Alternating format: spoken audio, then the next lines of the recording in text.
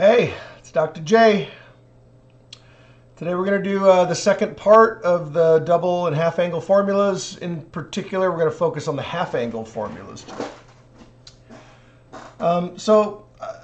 It should make some intuitive sense that if we can have a formula for doubling an angle, we should be able to reverse that formula, go the other direction, and cut the angle in half. So we start with the cosine of a double angle. Turns out that this one's very useful for solving for the other angles. So we start with this, and we're going to let u be 2 theta. It's called a u substitution. So u is going to be 2 theta. Then by dividing both sides by 2, u over 2 would be theta. And we're going to use these as substitutes for our angles. So now we have cosine of u equals cosine squared of u over 2 minus sine squared of u over 2. And now we have to decide which of these we want to solve for. My goal is to give you sine, cosine, and tangent. I guess since we started with cosine, let's go ahead and do cosine first. So I want to solve this for cosine of the half angle. So u over 2 is the half angle. So we're going to use a Pythagorean identity. You've probably all gotten pretty good at this by now. So Pythagorean identity would be 1 minus cosine squared u over 2. Just replacing my sine squared with 1 minus cosine squared. At this point, I'm just assuming that that's clear. I don't have to show a bunch of side steps on how I got from here to here. If necessary, go back and review 7.1.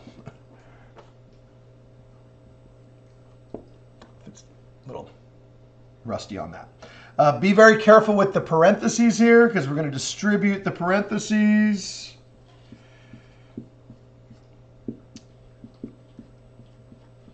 So that's going to change some of our signs here.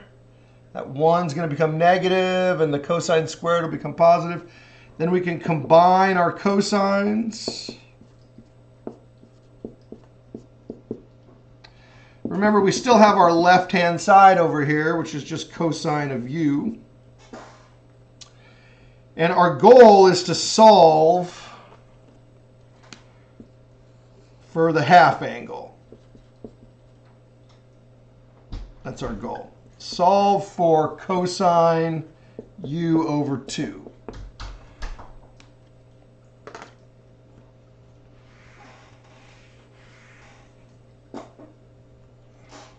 I'm just going to wrap this around, come back up here to the top. So I have cosine of u is 2 cosine squared u over 2 minus 1.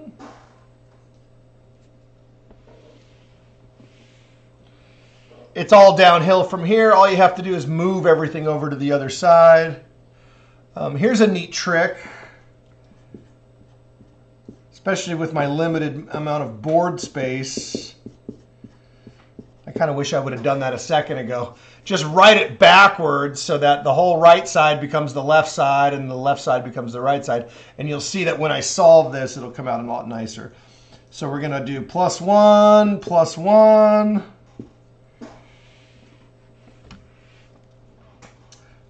Let's see, so we got 2 cosine squared u over 2 equals cosine of u plus 1. And just keep going. Divide both sides by 2.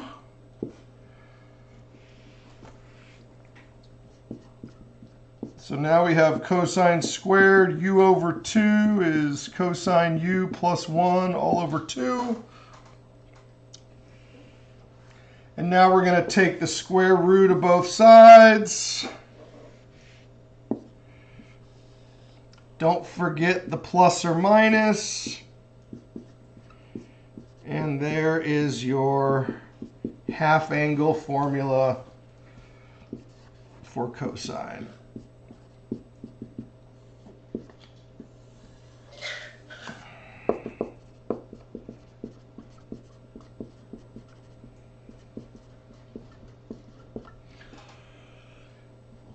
And then be careful with the plus or minus. The plus or minus depends on the quadrant. And be careful, it's not the quadrant of u, it's the quadrant of u over 2. So we need to be careful as to what quadrant we end up in after we cut the angle in half. So for example, if you started over here in quadrant 2, so suppose that was our original u, then when you cut the angle in half, so suppose you took an angle over here, I don't know, 120 degrees or something, then you cut it in half, you're back over here, you're in the quadrant 1. So you got to be very careful. It depends on what quadrant the half angle is in, not what quadrant the original angle is in. Because the original angle, u, could be much, in a different quadrant, because u is typically larger than u over 2, clearly, because u over 2 is half. And so when you cut it in half, it traditionally flips into a different quadrant. Okay. It only takes a second to double check what quadrant you're in before you commit to whether it's plus or minus. Personally, what I do is I set it all up with both plus or minus, and then before I pull the trigger on my final answer, I just take a quick peek at what quadrant I'm in, and that tells me where I'm at. Okay. Want to see an example? Sure you do. Example 1.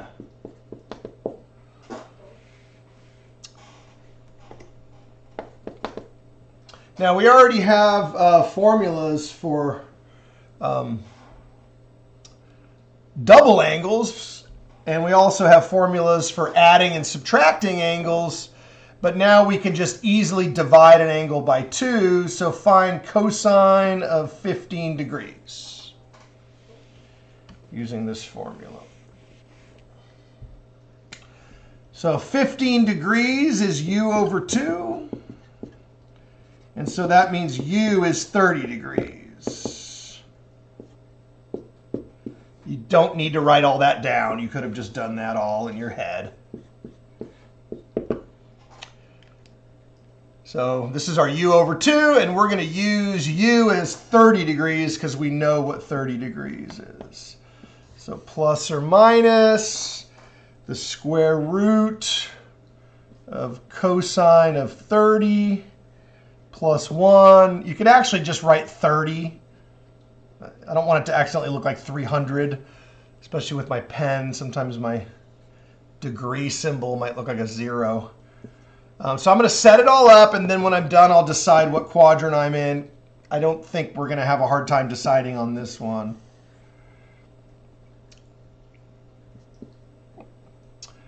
So cosine of 30, hopefully we already have that memorized. It's root 3 over 2.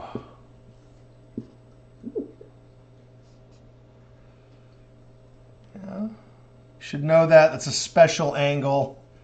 Cosine of 30 is root 3 over 2. That's special. All right.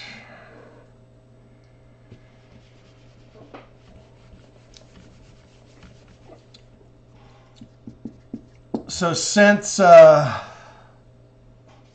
15 degrees is in quadrant 1, we're going to take the positive square root.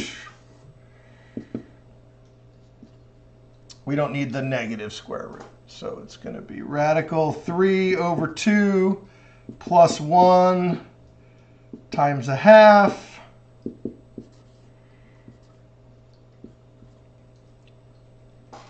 So that would be radical 3 over 4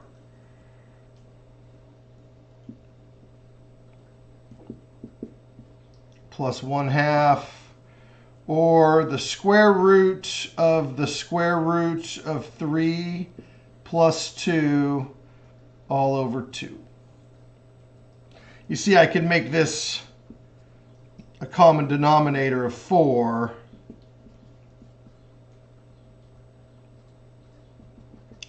And then the square root of 4 is 2. So this is a nested radical. We have a square root within a square root. The 2 comes out of the square root. So this would be the exact value.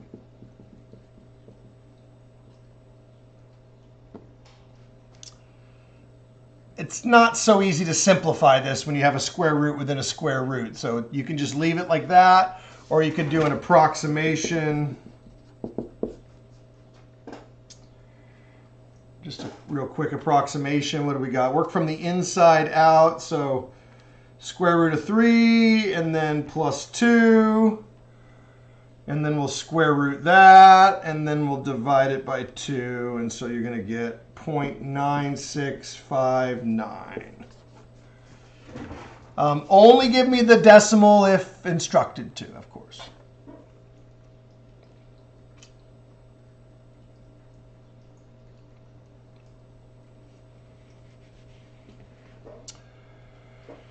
Let's try another.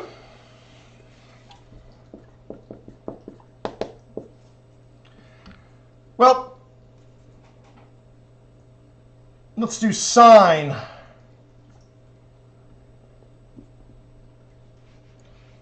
Before I do the example, let's do the formula first. Formula for sine of u over 2. It's basically the same idea as the cosine of u over 2.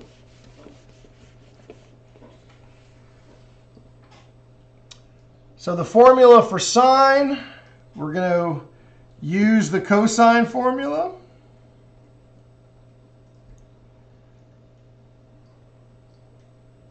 Cosine 2 theta is equal to cosine squared minus sine squared.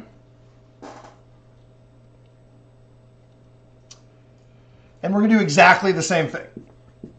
We're going to let u equal 2 theta. That's going to give us that u over 2 is theta. So we have cosine of u equals cosine squared u over 2 minus sine squared u over 2. And by the same logic, this time we're going to replace cosine by using the Pythagorean identity.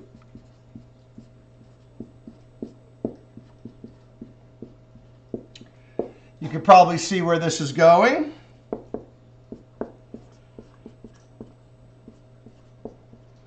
It's almost identical to the equation we just had in the last example, except for this time it's 1 minus 2 as opposed to 2 minus 1. So it's just sort of the other direction of the same formula. You do need to solve this, though. Our goal is to get sine u over 2 by itself. So we're going to solve for sine of u over 2. This is a square here. I'm not sure if that's clear. That's a sine squared down there. Probably won't be too surprised. This formula looks almost identical to the other one, which is good in one sense that, you know, if you know one, you know the other. But it's also bad because you could easily get them mixed up. So you need to be careful and make sure you have them in the right order. Coming back over here, I'm going to do that reverse trick that I mentioned last time. Putting my left-hand side, or my right-hand side on the left and my left-hand side on the right, because my goal is to get sine u over 2 by itself. Probably don't need to explain every step, but I will anyway. So now I have negative 2 sine squared u over 2 equals cosine u minus 1. Divide both sides by negative 2.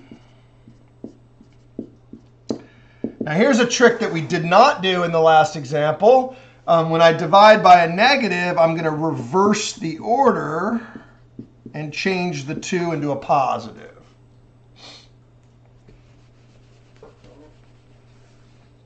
And then the last step is the same. Take the square root of both sides. Don't forget your plus or minus. And there's your formula for sine.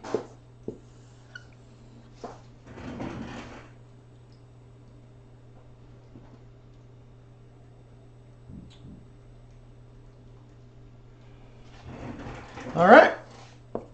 So now we can do the next example. So here's the half angle formula for sine.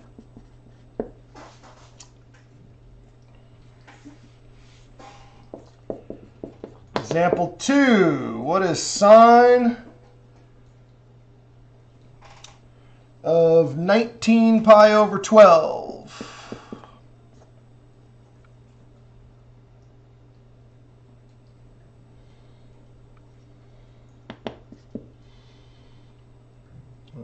Okay.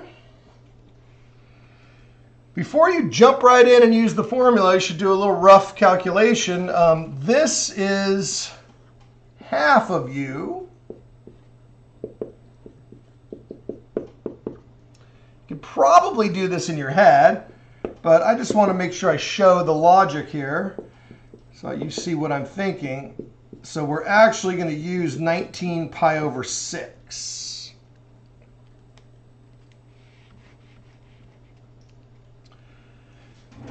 So what is 19 pi over 6? Well, 18 pi over 6. Well, let me start with 12 pi over 6.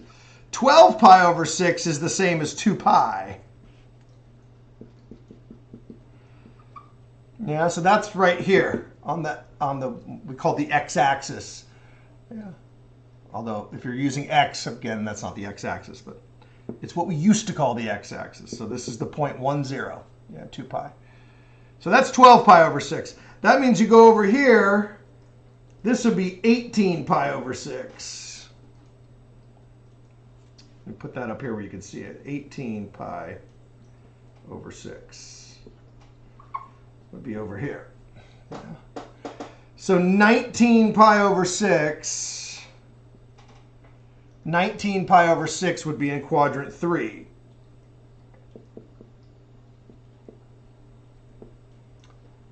This would be 19 pi over 6. All right. So where is 19 pi over 12 then? So I need 19 pi over 6 so that I can find the sine of this, or actually the cosine of this. So the cosine of this angle is going to be root 3 over 2, negative. Yeah, because we're in quadrant 3. So it's negative root 3 over 2. All right, so that would be 19 pi over 6.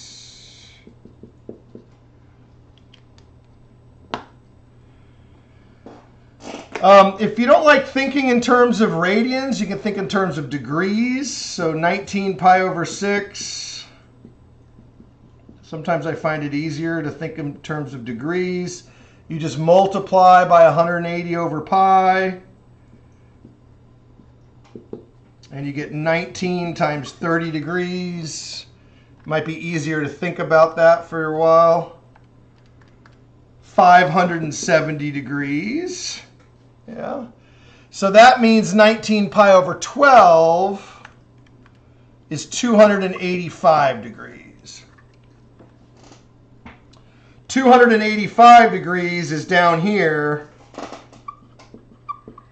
in quadrant 4.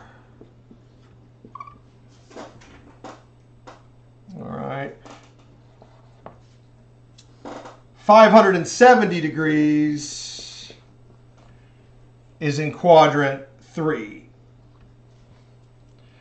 So if you get more than 2 pi, more than 360 degrees, just means you're going around the circle more than once.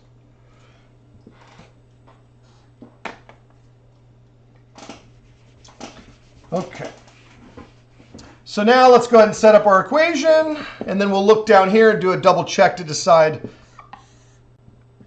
whether we're doing plus or minus. So I'm going to do plus or minus 1 minus cosine of u, which is 19 pi over 6, over 2. So I'm using this formula for sine here. Cosine of 19 pi over 6, so look down here. Yeah, 19 pi over 6 is just a little bit more than 18 pi over 6. It's 30 degrees more than 18 pi over 6. So cosine is negative root 3 over 2.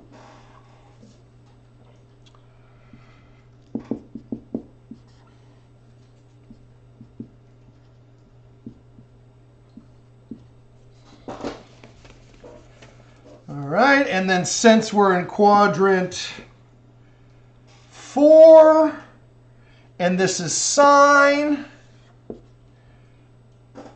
we want the negative square root. We're below the x-axis. Maybe I should make a comment in case you don't get, I mean, you might get the same angle, but I might be asking for cosine. You never know. It's kind of a, you know, one of them sine, the next one will be cosine. You kind of get a variety of both. If this were cosine and you're in quadrant 4, then it would be positive. Yeah, because in quadrant 4, cosine is positive. Okay. So now it's just a simplification. I guess you could just type this in your calculator now, but I'm going to go ahead and do it this way. We're going to get 1/2 plus radical 3 over 4. You could probably stop there. If you want to make it look a little nicer, you can do 2 plus the square root of 3 all over 2. Again, by the same reasoning, the denominator is an LCD of 4. I know I don't really need to show this, but I will anyway. You multiply this by 2, then your LCD becomes 4. And then when you take the square root of 4, you get 2. So the denominator reverts back to 2. So this would be the exact value. I'll leave it to you to put that in your calculator if necessary.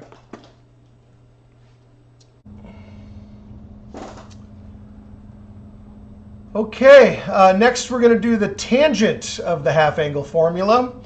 Here's the formula given without proof.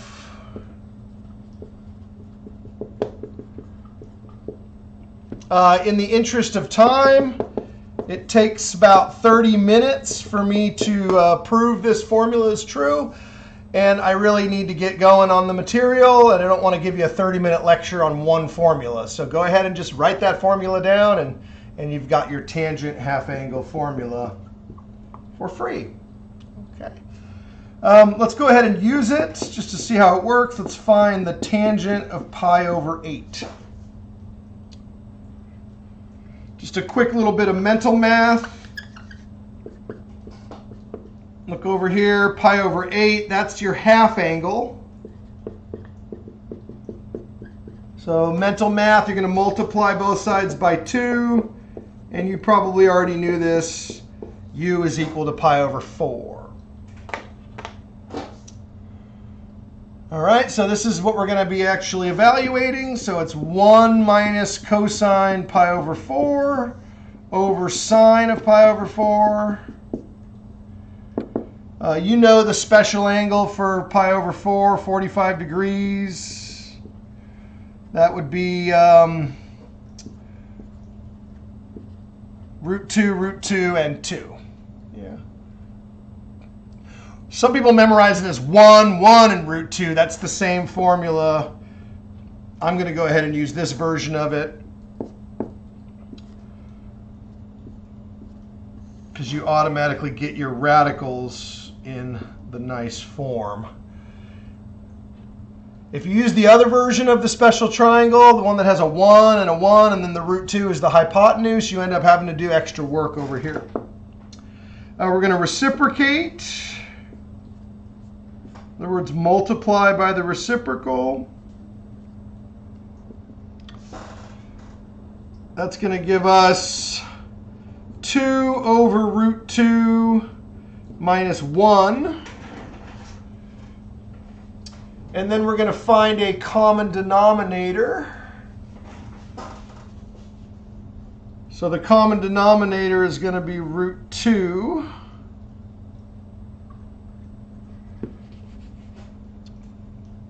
Common denominator, so I'm just multiplying by a special form of 1. So now I've got 2 over root 2 minus root 2 over root 2. So that's 2 minus root 2 over 2, root 2, sorry. 2 minus root 2 over root 2. There we go.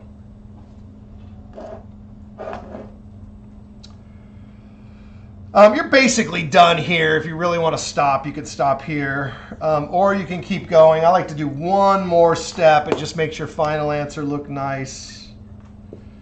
Multiply by 1 again, special form of 1, root 2 over root 2. And you just get one more final version, which is 2 root 2 minus 2 all over 2, or root 2 minus 1. Isn't that nice? Much easier, simplified completely.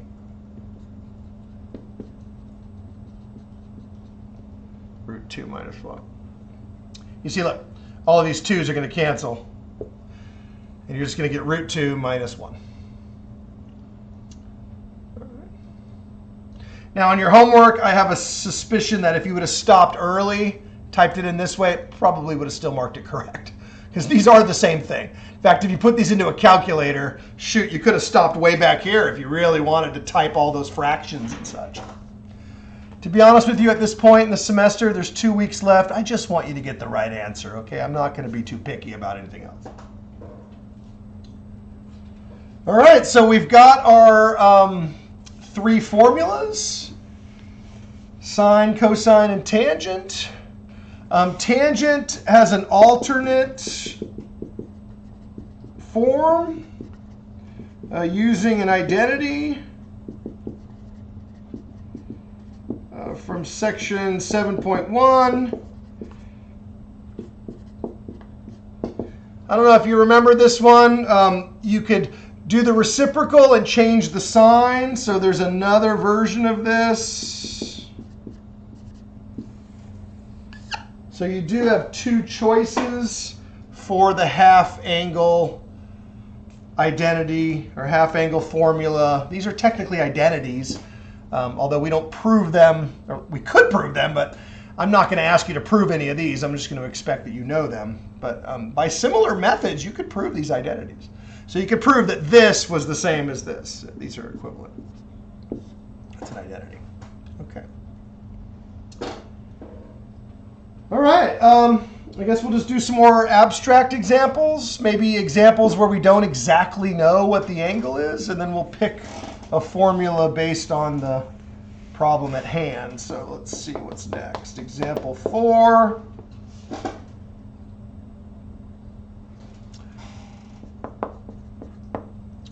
Find sine of u over 2, given that cosine of u is negative 0.867, and u is in quadrant 3.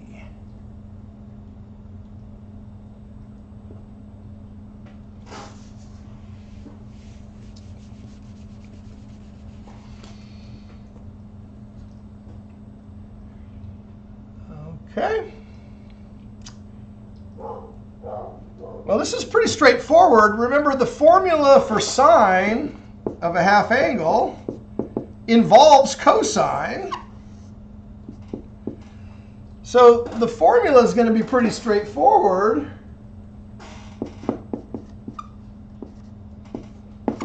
So make sure you got the right formula.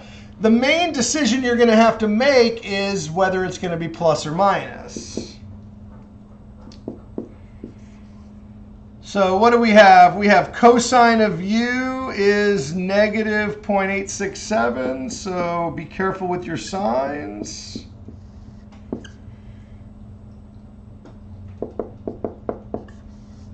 So you got negative, negative is positive. All right, so we got two choices here. We got plus or minus. Well, first we're going to divide it by 2 and then take the square root. So we've got two choices, approximately, plus or minus 0.966, and we're going to round to 4 decimal places. So it's a 1, 7, so we're going to round to 2. 0.9662. And now we have to decide, all right, decide based on the quadrant of u over 2. Not of u, but of u over 2. So if u is in quadrant 3, there's our u. That means it's more than 180 degrees and less than 270 degrees. Yeah, if you want, you could do a little algebra here. Let's do a little algebra. U is in quadrant 3 means that u is between 270 degrees and 180 degrees. So if you divide these all by 2, you know that u is between u over 2 is between 90 and 135. So somewhere around here. Yeah. It's greater than 90 degrees, but it's less than 135 degrees. So that means u over 2 is in quadrant 2. All right. I don't care what quadrant u is in. I care what quadrant u over 2 is in. So in quadrant 2, sine is positive. And so our answer is going to be 0.9662. Because we're in quadrant 2, the sine is positive. Hopefully by now you've just memorized sine, cosine, and tangent are all positive in quadrant 1. In quadrant 2, sine is positive, cosine and tangent are negative. Hopefully you already have all this memorized, but if not, you got some time to make sure that you understand it.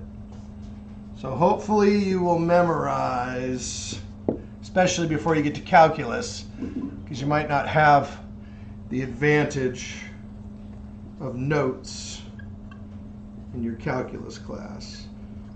Down in quadrant 3, sine and cosine are negative, but tangent is positive. In quadrant 4, sine is negative, cosine is positive, and tangent is negative.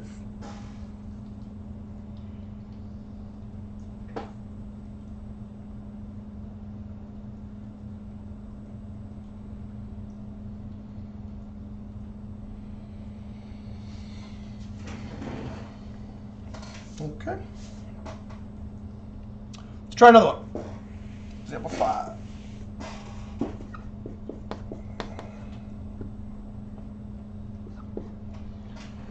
So example 5.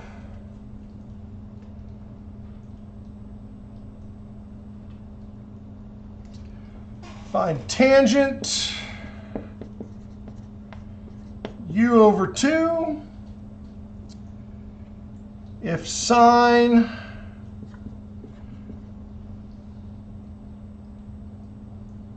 u is equal to negative 0.522, and u is in quadrant 3.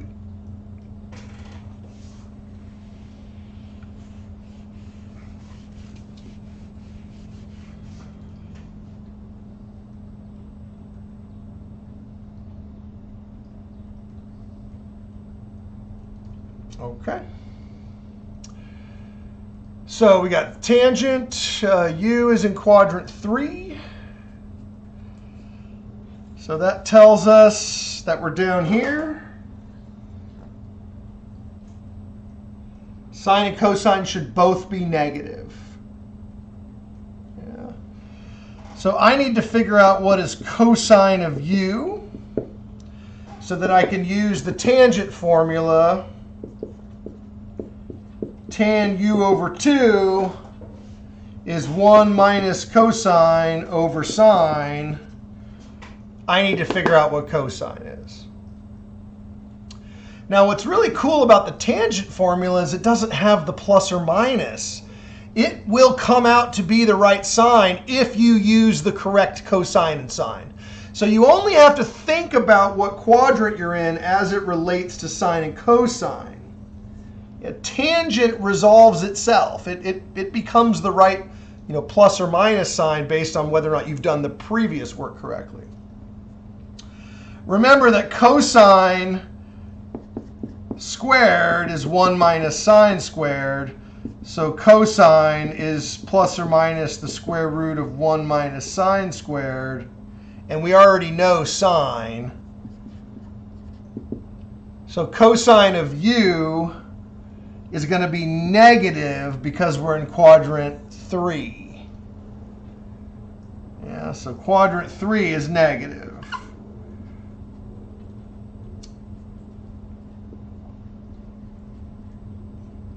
So we're going to plug in our given value. 0.522, we're going to square it.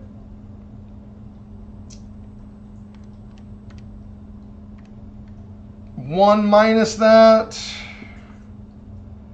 So that's the square root of 0.727516. We're going to square root that. And we get negative 0.85294, etc., etc. So this is the cosine of just u. So we're still over here in quadrant 3. Quadrant 3, sine and cosine are both negative. That's the main thing I need to realize. If I don't use the right sines and cosines, I'm going to end up in the wrong quadrant when I'm done. So if you plug everything in here correctly, it should resolve itself.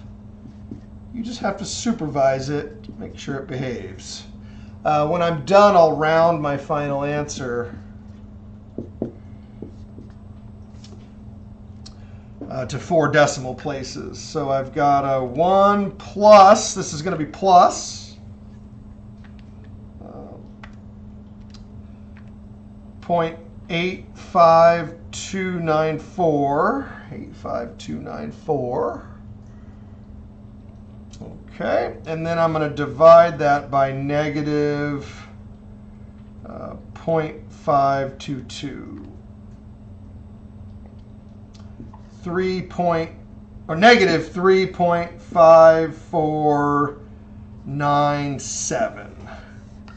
Again, 4 decimal places unless specified else otherwise. And again, you might want to check that it makes sense. Okay? Now you might look over here and go, wait a minute, the problem said quadrant 3, and look, in quadrant 3, tangent should be positive, right? Why does it come out to be negative? Well, that's because we're actually in quadrant 2. Yeah.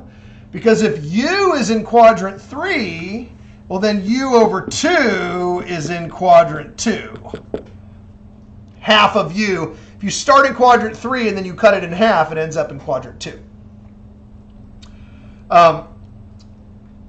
don't know exactly where in quadrant 2, but we know it's somewhere between 90 and 135 degrees. Okay. So that's your answer.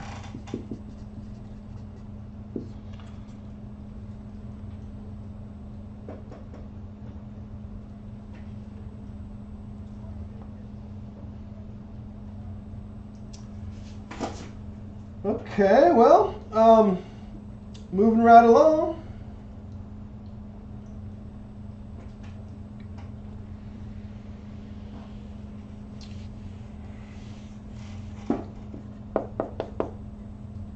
What am I up to? 6. Suppose you're given tangent of theta is negative 5/12,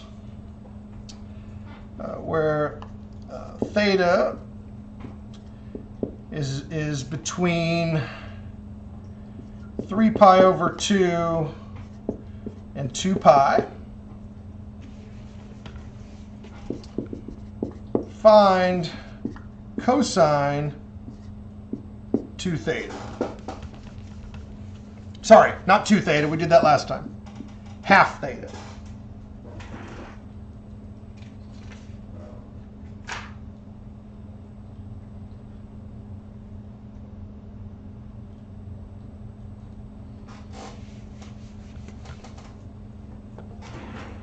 So cosine of half theta.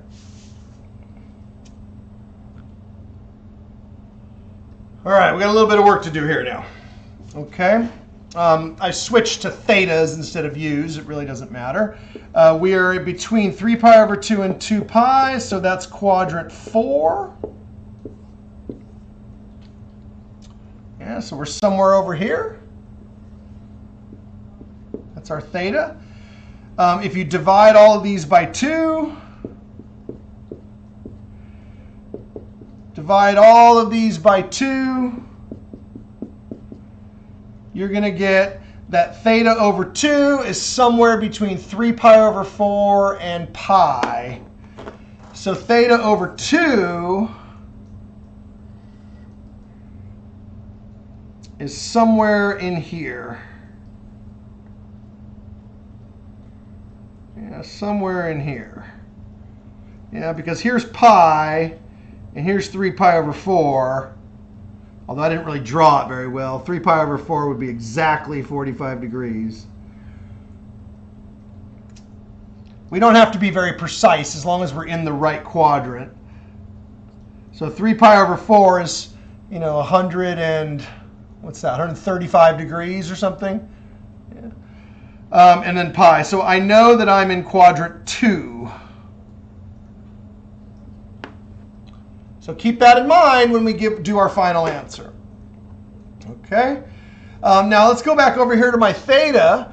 My original theta is in quadrant 4. So you have to be able to bounce back and forth between, are we talking about theta or are we talking about theta over 2, because they're not the same thing. So when we're talking about theta, tangent is negative 5 and 12. Yeah. It's just like the slope. Tangent is like slope. If you see a negative, figure out what quadrant you're in, and then associate the negative with whichever side makes sense. So if we're in quadrant 4, it makes sense that the 12 would be positive and the 5 would be negative. Yeah. Had we been in quadrant 2, I would have done it opposite. I would have done the 12 negative and the 5 positive.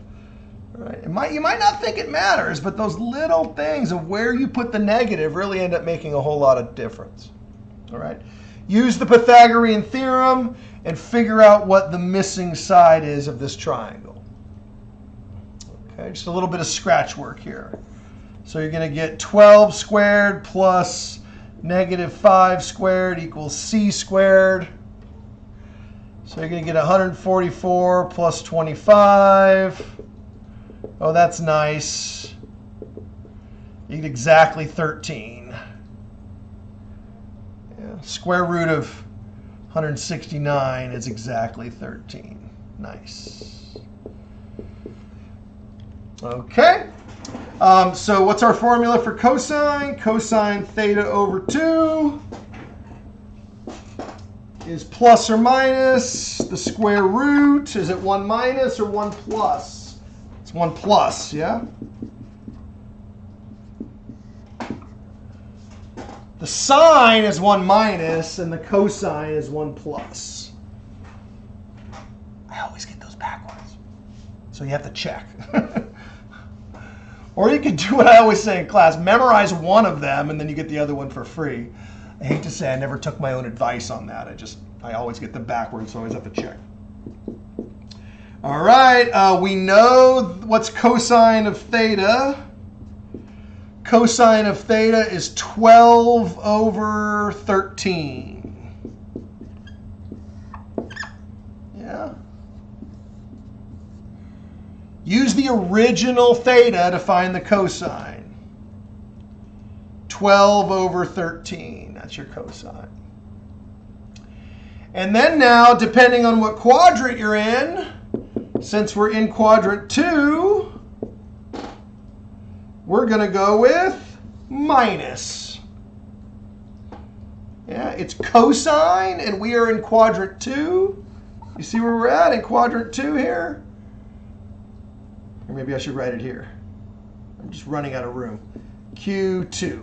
You know what I mean. I mean up here. I do not mean down here. I'm not down here. I'm up here. Q2. Okay. And we're basically done at this point. It's just a little bit of arithmetic now. So that's negative the square root of, what's that going to be? 25 thirteenths times 1/2. Negative the square root of 25 26. Negative 5 over the square root of 26. I did a lot of mental math here, right? When you add 1, you just add the denominator to the numerator. So this is like 13 thirteenths, 13 thirteenths plus 12 thirteenths. So that's how I got 25 so quickly. Just adding 13 and 12. And then instead of dividing by 2, I did a little flip trick and I multiplied by 1/2. That's how I got the 26. You can leave it as the square root of 26 in the bottom. I'm not one of these picky, gotta have the radical out of the denominator. At this point, just get it right. All right. If you do have an instructor that makes you rationalize this, you'd have one more step. It's very simple. You just multiply by a special form of 1, and you could easily simplify that further. Okay.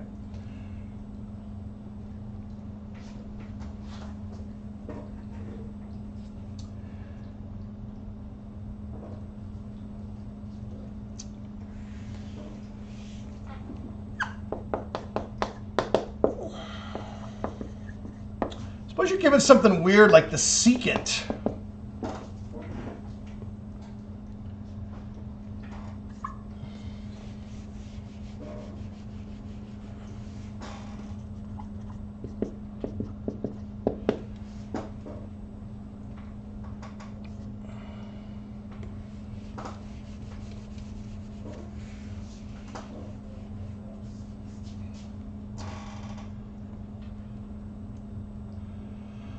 So suppose you're given secant of x, where x is an angle in quadrant 4. What would the tangent of half x be?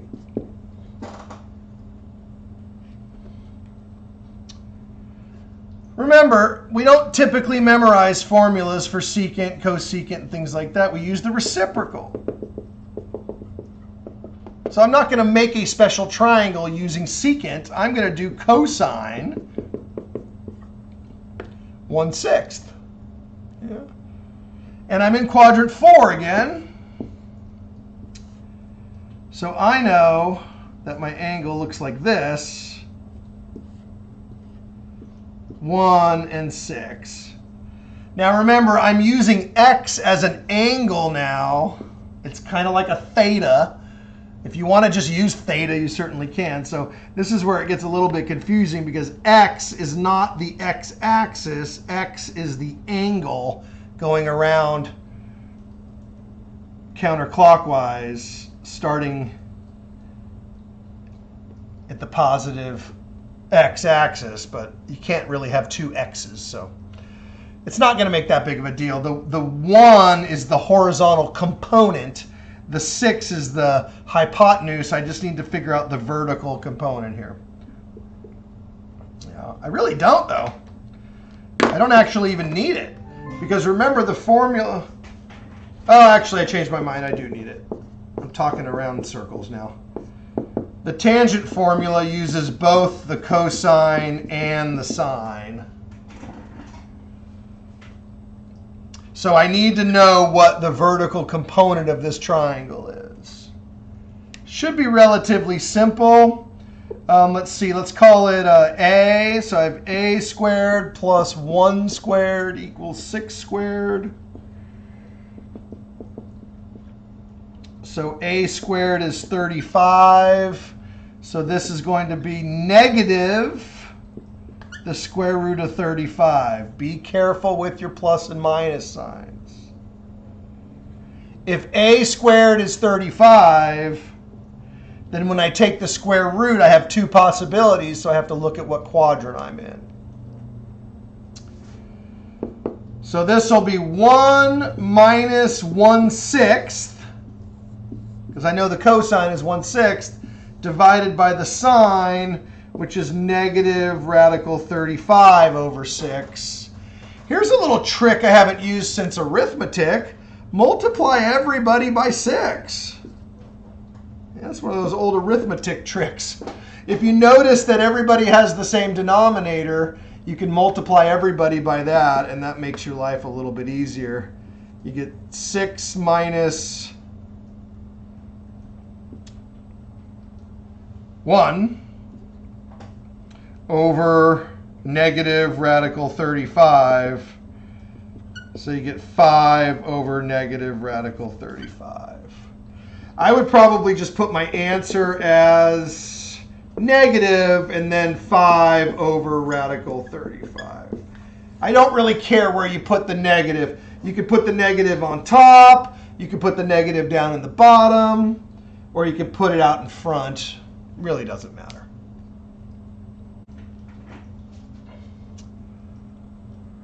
Okay, I'm going to change the tone a little bit here, change the direction a little bit. I'm going to start with something that kind of looks like a double angle. I'm going to say, suppose cosine of double angle, 2 theta, is negative 5/6, where 2 theta is in quadrant 3. Find the exact value of cosine theta. Okay. This just requires a little substitution here. So we're going to think of 2 theta as being u. And then we divide both sides by 2. And we get theta is u over 2. So we're just doing a little substitution. And we're still using the half angle formula. The only thing that's tricky about these is if you're just sort of going through a bunch of problems out of order or something, and you see this, you might originally think it's a double angle, but this is actually a half angle in disguise. So we've got cosine of u over 2 is equal to plus or minus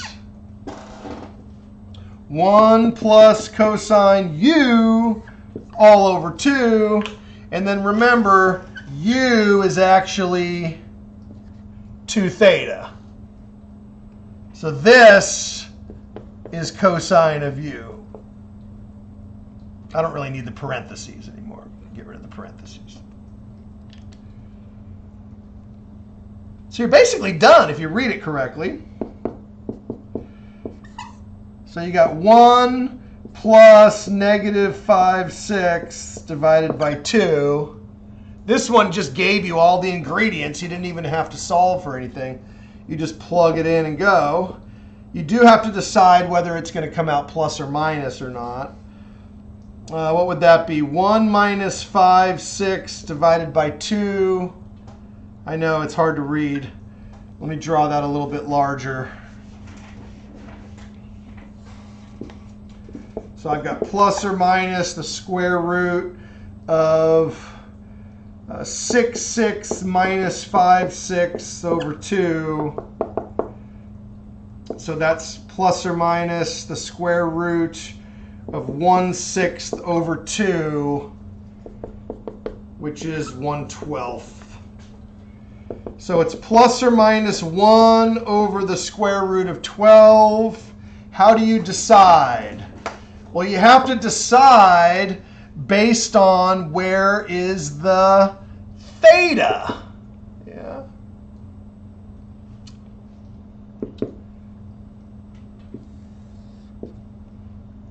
I know that 2 theta is in quadrant 3. So I don't know if you've got good mental math, you can just think, oh, okay, if 2 theta is in quadrant 3, well, then clearly theta is going to be in quadrant 2. Yeah? But I don't know, maybe it's not that clear, so watch. Just use a little algebra. Quadrant 3 means greater than 180, but less than 270. Again, these are degrees. If you prefer, you can use radians. Divide everybody by 2, and you get 90. Theta's got to be more than 90, but less than 135. Hey, I feel like we've done this before. So theta is in quadrant 2. So we're going to throw away the positive and keep the negative. And so our answer is -1 over the square root of 12. Because we're in quadrant 2. All right, I already know what's going to happen on the test. A lot of people will do the calculation correctly and just make a plus or a minus mistake based on the quadrant. So be careful. You don't want to spend 10 minutes on a problem and get it wrong because you put a plus sign when it was supposed to be a minus or vice versa.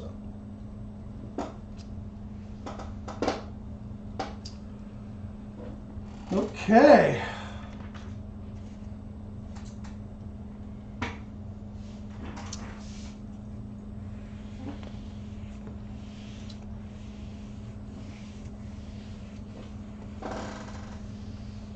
What should we talk about next?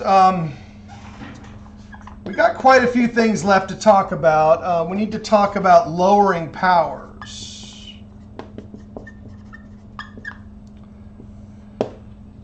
In hindsight, now that I've already done the half angles, if I could, live my life over again for the last couple days, I would probably have done this first.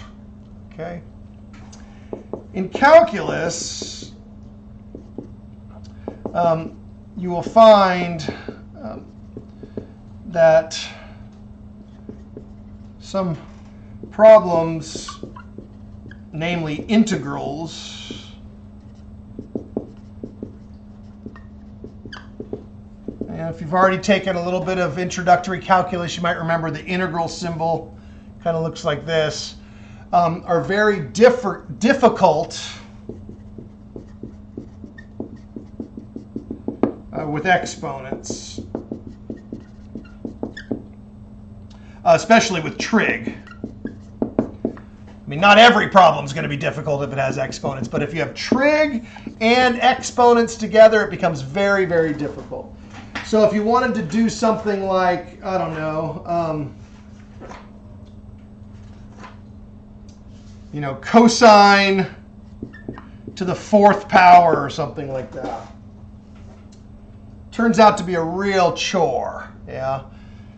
Having to solve something like this in calculus with a cosine to the 4th power is very difficult. So we have formulas that we'll give you now, and then you kind of just have to sit on them for 6 months or so, and hopefully, remember them, be able to pull them back out, so stash them away until, maybe November of this year. And you'll need to reuse these in the future. Okay? So these formulas tell us how to lower powers. If you have sine squared x, You can lower that by writing 1 minus cosine 2x over 2. It's essentially the half angle formula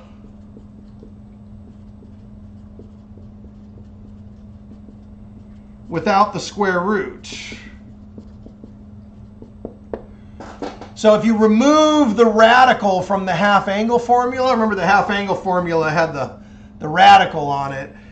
And I'm saying, well, you take the half angle formula without the square root and you get this formula for sine. Yeah. There's a similar one for cosine.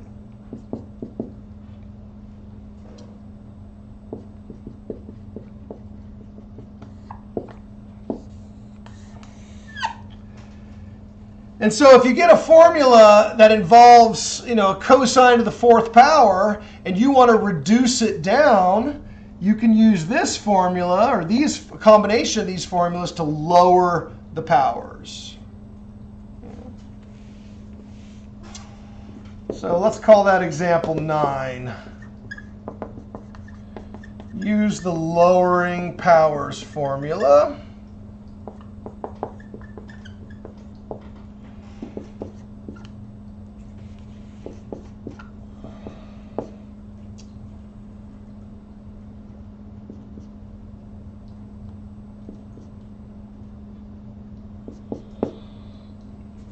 To reduce cosine to the 4th x.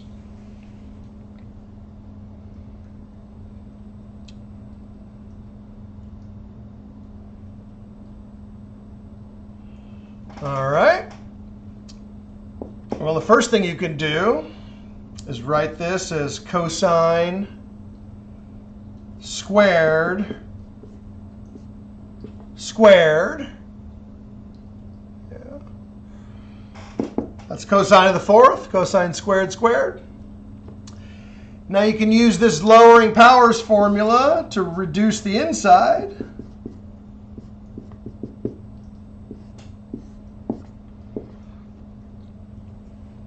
We'll come back to the sine formula in a minute.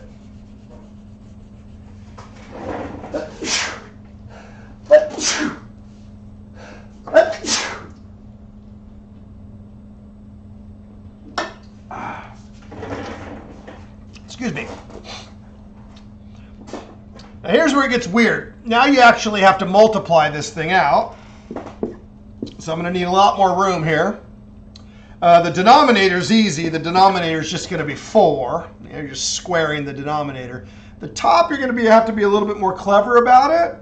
It's going to be 1 plus 2 cosine 2x plus cosine squared 2x. And now you want to use the formula again.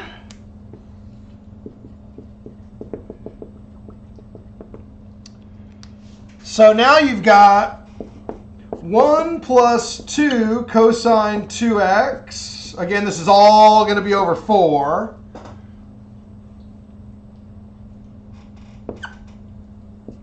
And now you're going to put this formula in again. 1 plus cosine 2 times 2x. That's going to be 4x in a second. And then simplify all of this out. So you get cosine to the 4th x. I'm going to simplify it all out. So you get 1/4 plus 1/2 cosine 2x. This is going to get messy. This is going to be 1/2 divided by 4. So that's 1/8.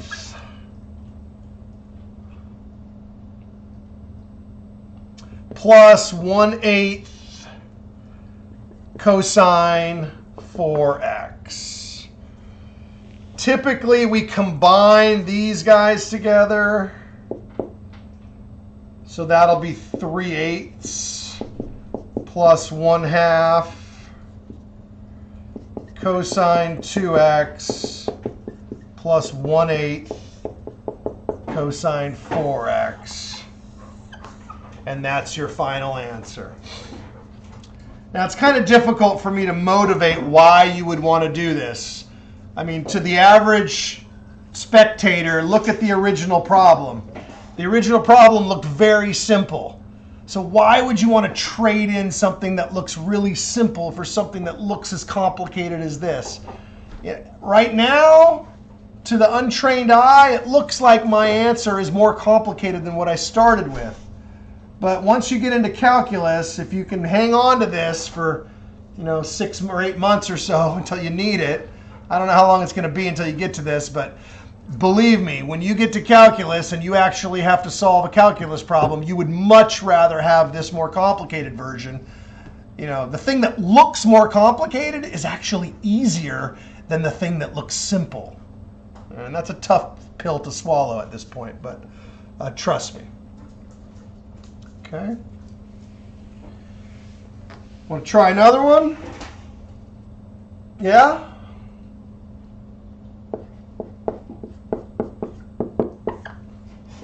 How about something like this? Sine to the 4th 1/2 x.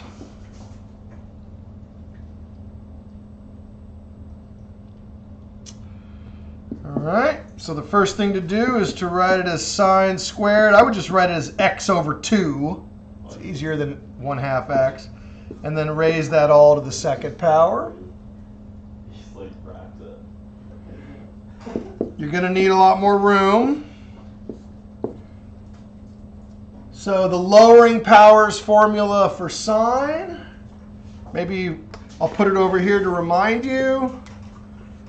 Sine squared x is 1 minus cosine 2x over 2. This was given earlier but not used. Now we're going to use it. Now, the original formula is always given in terms of x, or sometimes it's given in terms of theta or u or something like that. You have to translate it into what you have. So you have x over 2. So this is going to be 1 minus cosine 2 times x over 2. Yeah? So what looks like an x over in this formula in our problem is x over 2. And then, of course, that's all going to be over 2.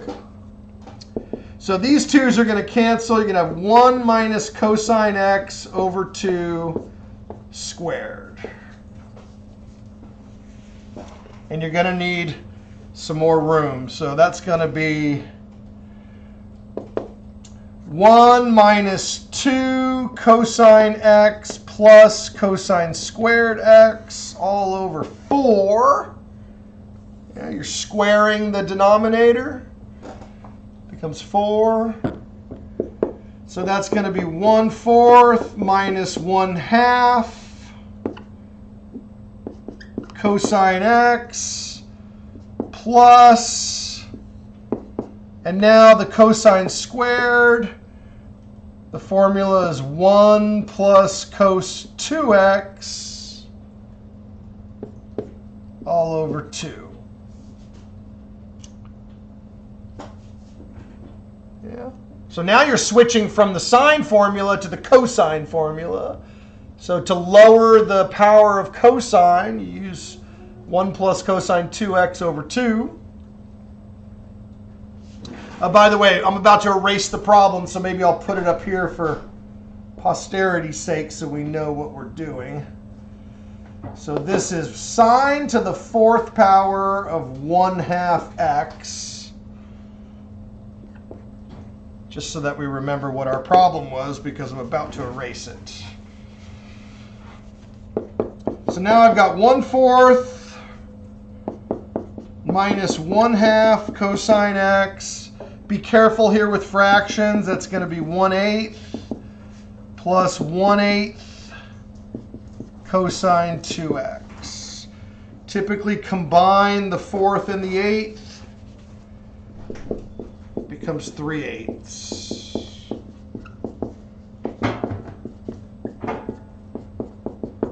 And there you go.